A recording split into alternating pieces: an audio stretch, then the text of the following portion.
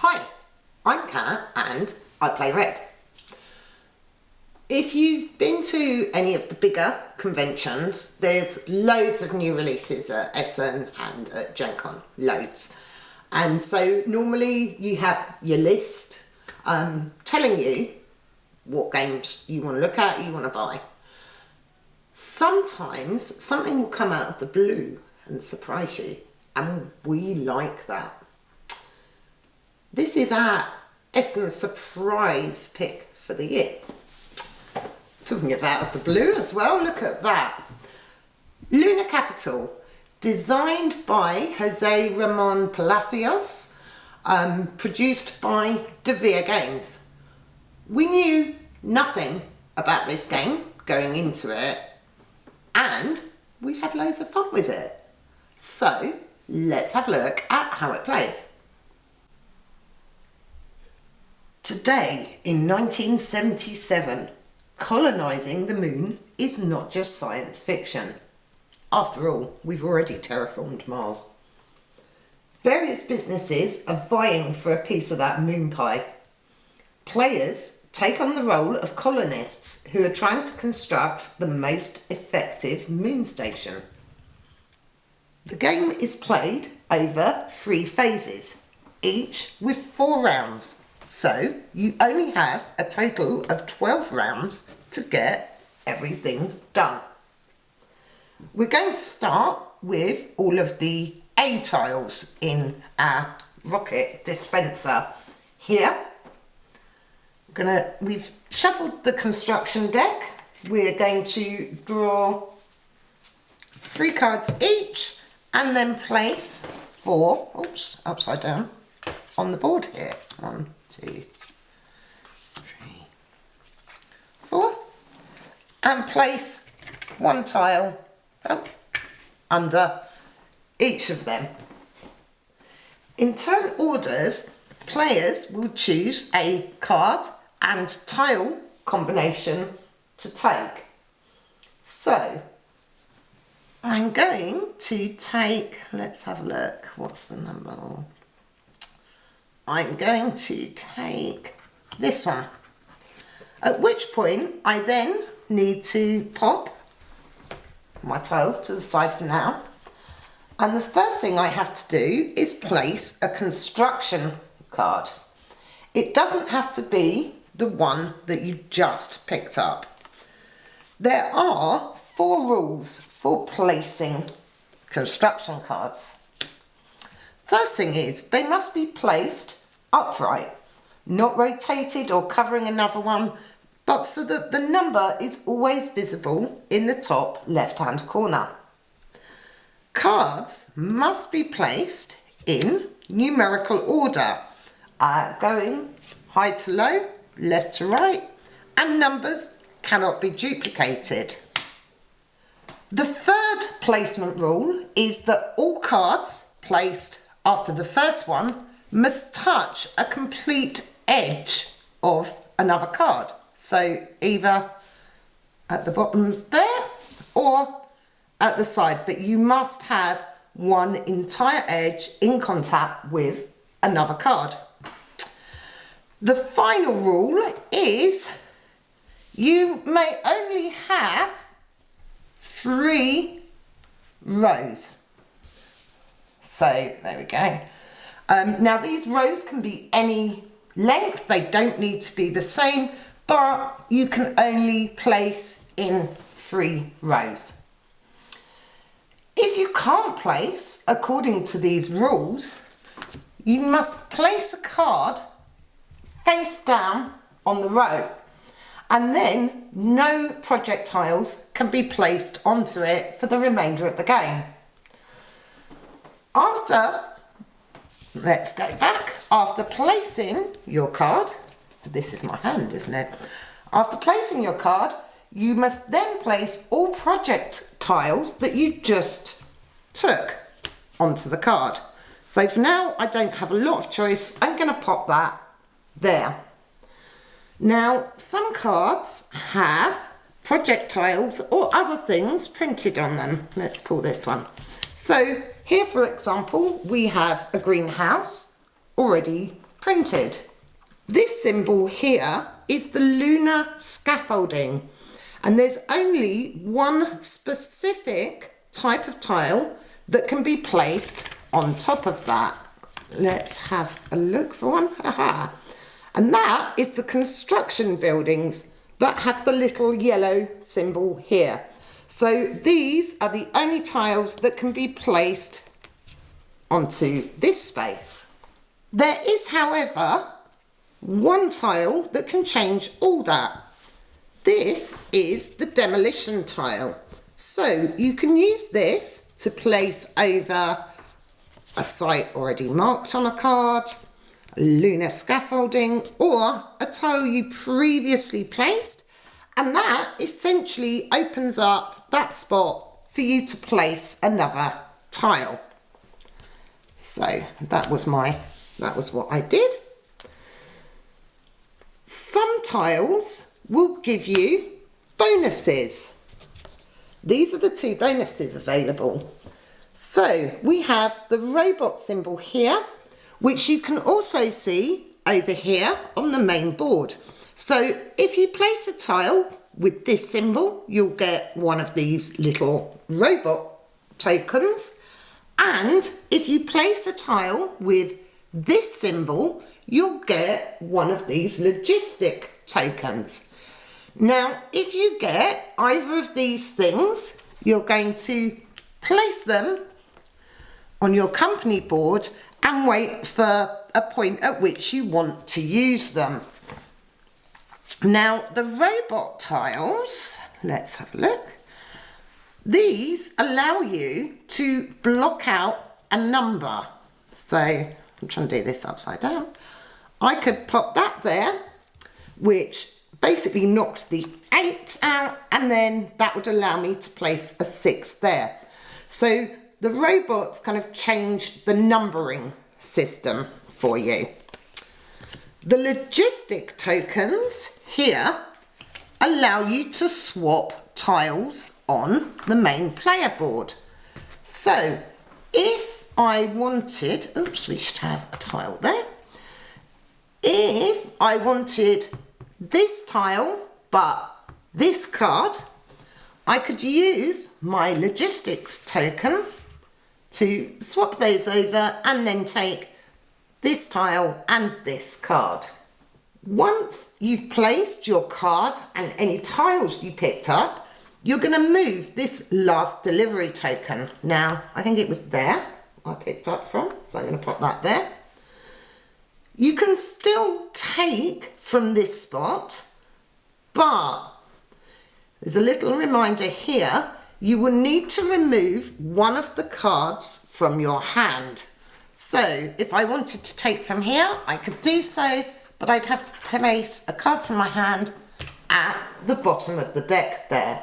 Once all players have had a turn and taken a card and tile combination, we're going to add an extra tile to each space. So going into the second turn, we will have 2 tiles available under each card. So if I were to take this card, I'd take these 2 tiles. In round 3, there will be 3 tiles, and round 4, there will be 4 tiles. At the end of each phase, i.e. after 4 rounds, so at the end of round 1, I have 4 cards and 10 tiles. At the end of phase B, I'm going to have 8 cards, 20 tiles. At the end of each of these phases, check to see if players have completed any of the available concession cards. Now, these are dealt out randomly at the start of the game and all have different criteria. So here, I'd need one of these buildings 3 in a row.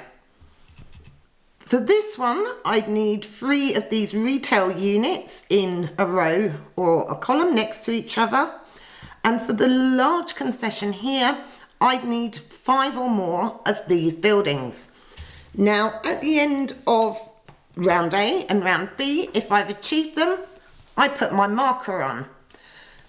If going into round B, someone else had completed that, they wouldn't be able to put their marker on it. You can only do it at the time other players do.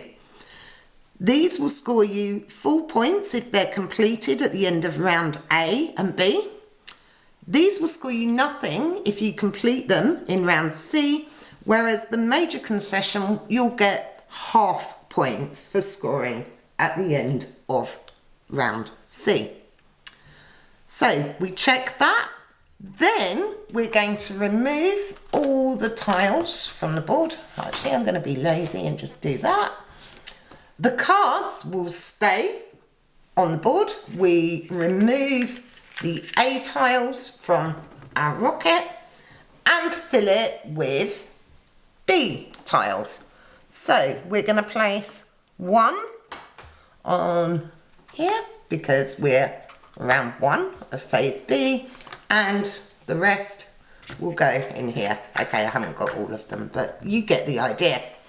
The same will then happen at the end of the B phase. So end of B phase, remove any tiles remaining, any tiles out of the rocket, and refill with phase C tiles. At the end of the C phase, you're going to move on to the final scoring. At the end of round 3, you're going to have something that looks maybe a little bit like this. There's not enough cards, but never mind. A bit like this. And we'll move on to scoring. So this section at the top is to do with your vital systems. We have the oxygen collector, the hydrogen collector, and the water condenser, and our greenhouses. So let's start up the top with our oxygen collector, and what you're going to do is find the largest group of buildings with that symbol. So in this case it would be 1, 2, 3, 4. I've got 2 there, but I'm not going to score them because I'm only going to score for my biggest group. So I have 4 oxygen collectors. We then look at this track here. 4 gives me 10 points. So I'd write 10 in the top for my score. So we go through and we do that with the hydrogen collectors, oxygen collectors, and the water condensers. Then we have a look at the greenhouses. Now, greenhouses come in essentially 4 different types. We have apples, lemons, and green, which are the pears. But then also we have this wild card greenhouse. So the first thing we're going to score for the greenhouses is the total number of greenhouses together. So again, in this case, that would be 4. So I'd score 10 points. Moving on to the next part of the score pad. This here represents the 3 different types of fruit. Now, for every set of 3 different types you get, you're going to score points. So, while I didn't get a pear, I have got this wild card. So, I've got an apple, a lemon, and essentially a pear. So that set of 3, even if they weren't together, if they weren't joined, would still get me 5 points. 2 sets will get you 12, more sets will get you even more points. So I'd pop the figure in here. The next thing on the score pad is the meteorites.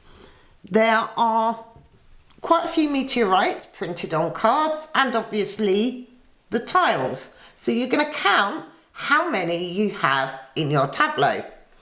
The player with the highest number and the second highest number of meteorites will gain points. Then we have the retail units. Retail units are nice and simple. You're just going to get 2 points for each one you have in your colony. Moving on to the constructions. The constructions all score slightly differently, but the details are on the tile. So this is the one I have here. This one will get me 2 points for every water condenser that's in the 9 spaces around it. Here I only have the 2, so I'm going to get 4 points from this construction. Lastly, any cards you have in your hand are worth 3 points each, and then points gained from concessions that you've got throughout the game. Add up the total, and the player with the most points is the winner. As I said at the start of this video, I had no idea what to expect from Lunar Capital. But it's actually ended up being a firm favourite in this house. I like the fact it's 12 turns, so I really like these sort of games where every single placement really counts. So you have to really think about what you're doing. You're going to mess up, you're going to end up blocking yourself, you're going to end up where you draw nothing but number 10 cards and you can't do anything with them. So there's quite a lot to work around for what is effectively quite a simple tile laying game. When we got it out of the box and saw there was a lot of stuff to build, we were a bit nervous, but actually it's really good. The rocket is really cute and is a practical way to get your tiles. The card dispenser, also cute but sensible. And then there's this actual tile holder for when your game's in the box. My only criticism with this was I wish it had a bottom so you could just take it out. There's also this very nifty start player token that I can't get out. That's the train. There you go. Moon on a stick. So if you've ever wanted the moon on a stick, this is a game for you. So after initially kind of going, oh, there's all this stuff to build, why do we need it? It's actually really good and it all fits in the box beautifully. Surprise hit for us. Lunar Capital from De Vere Games. I think, obviously we picked this up at Spiel. I think this is coming out soon. So keep an eye out for it. Lots of fun. We've really enjoyed it. Thanks to Vere for this review copy. This will be getting a lot of playtime with us. Thanks for watching. Hope you enjoyed this video. If you did, click like, subscribe and all that gubbins. Come and say hello on Instagram, Facebook, Twitter. Thanks for watching. See you next time. Bye.